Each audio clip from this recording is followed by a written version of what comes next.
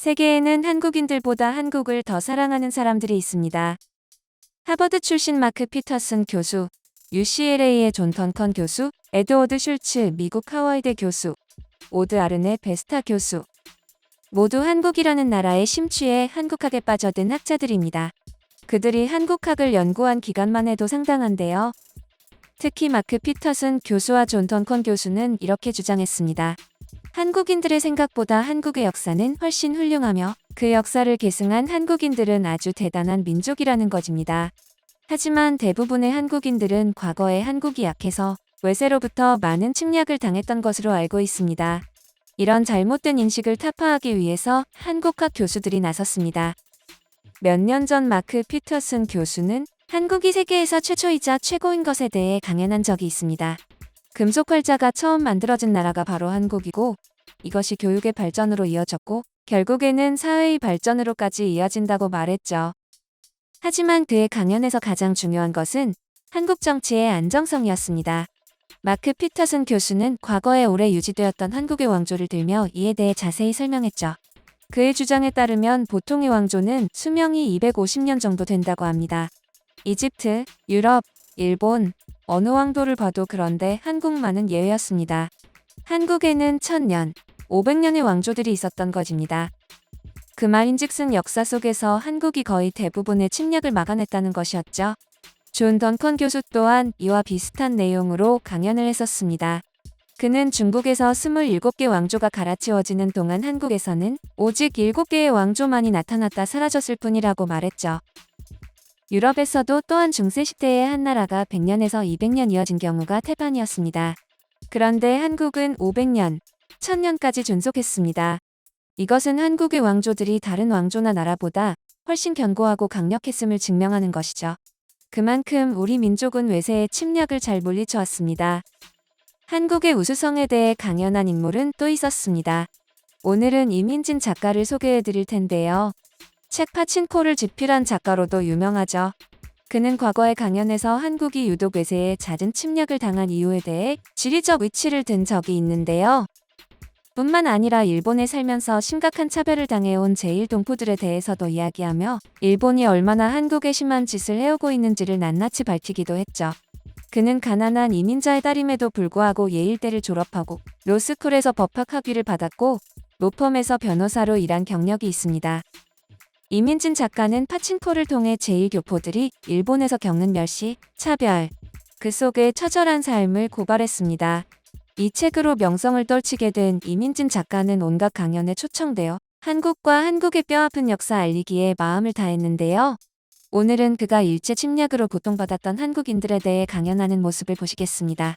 강연 영상 일부를 발췌하여 소개해드리겠습니다. My parents and two sisters and I immigrated to America in 1976 when I was 7. My father is from Wonsan, the northeastern seaport city in what is now North Korea. And my mother is a minister's daughter from Busan, the southernmost tip of what is now South Korea. They were raised on the opposite sides of the country. And my father was born in 1934, and my mother was born in 1941, when there was still one Korea. And it was still a colony of Japan. And in 1950, at the onset of the Korean War, my grandmother secured passage for my father and his elder brother on an American warship as refugees, and they were sent down south. They thought that this separation would last just a few days. However, my grandmother never saw her sons again. At age 16, my father became a war refugee, and he lived in war refugee camps. When my father and his brother arrived in Busan, they ran out of money right away in a few days. So my father worked as a food peddler, selling kimbap. Eventually, my father put himself through college, and he worked as a marketing executive at a company. One day, my mother, after graduating from college, went to look for a temporary office job, and my father interviewed her. And after the interview, he asked her out for a cup of coffee. And then he asked her to marry him. Today, how they met would fall under the purview of sexual harassment. So as you know, from having read Pachinko, from 1910 to 1945, Japan brutally colonized Korea. And it was a very difficult and humiliating period of history for Koreans. When any nation is colonized, it is fair to say that it is done expressly to exploit its resources and its people. And the consequences of colonization last far beyond one generation. And after World War II ended, the 5,000-year-old nation of Korea was cut in two, and families were separated, never to meet again. My father was only 16 when he lost his mother and sisters and his home. When I was 16, like many of you, I was a junior in high school. Surely, you can remember that age more vividly than I. Now, some of you may have already experienced great tragedies in your young life. So perhaps it is easier for you to imagine what my father may have gone through. To this day, my father does not know when his mother died, but surely she is gone. My uncle, who traveled with him that December of 1950, left behind a pregnant wife, and he never saw her again, and he never met his unborn child. I have no doubt that my uncle loved his wife, surely with no less intensity than any of us when we fall deeply in love. My paternal grandmother lost her sons, her country, and starved to death. I respected my father. As a boy, he had lost everything. And as an immigrant, he had endured so many indignities. When he ran a newspaper stand, he wore a coat and tie to work. And I recall watching a white man fling a dime at him across the counter to purchase a copy of the Daily News. And in Korea, one must give any item with both hands to show mutual respect. My father had loaned money to fellow immigrants without interest when they could not make rent, even as he ate half a sandwich to save money for my tuition. And I knew that my father was a good man. 어렸을 적에 가족들과 함께 미국으로 이민을 가 생각보다 궁핍한 어린 시절을 보냈었다는 이야기를 하며 일제에 의해 자신의 할머니, 아버지, 큰아버지가 수모를 겪었었다는 안타까운 사연을 공개했습니다. 이민진 작가는 덤덤하게 말하지만 가족이 그런 심한 일을 당했었다니 그의 가슴속에 잠재한 일본에 대한 분노가 느껴지는 것 같은데요.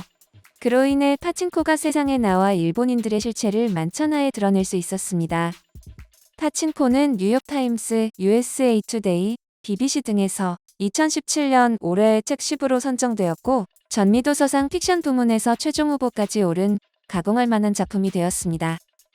그래서 그는 파친코의 유명세에 힘입어 파친코를 주제로 강연을 한 적도 있었는데요.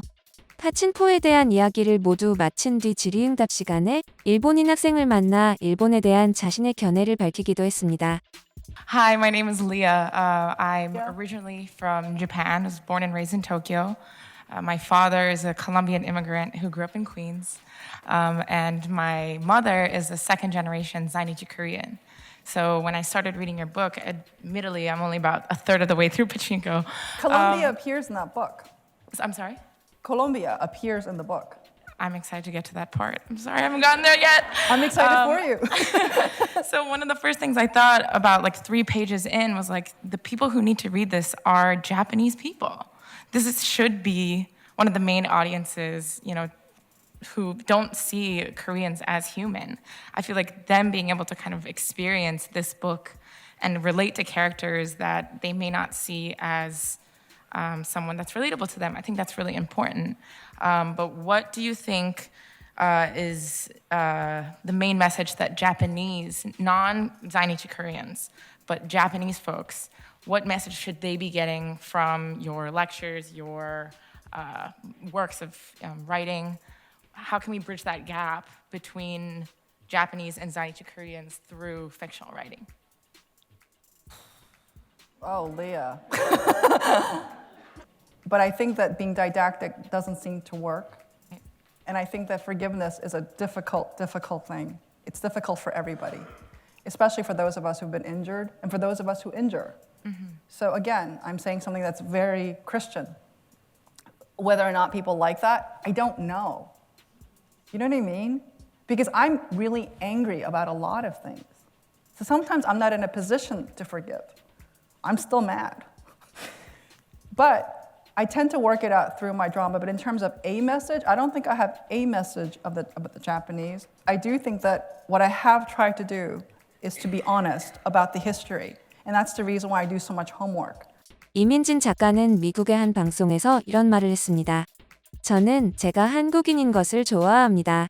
한국인은 엄청나게 강력한 역사와 유산을 가진 아주 놀라운 사람들입니다. 저는 제 이름 이민진을 사랑하고 부모님이 제 이름과 그 의미에 대해 깊이 생각했다는 것을 행운으로 여깁니다. 이민진 작가는 현재 에머스트 대학에서 교수로 재직하고 있습니다.